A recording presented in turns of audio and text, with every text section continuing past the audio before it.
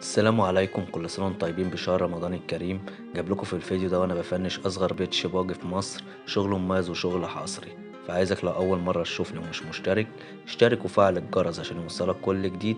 وما تنساش تدوس اعجاب وتعمل مشاركة للفيديو، تقدير للشغل والمجهود اللي انا بقدمه. سيبكم تتفرجوا، مستنيكوا تصلوا على سيدنا النبي في التعليقات.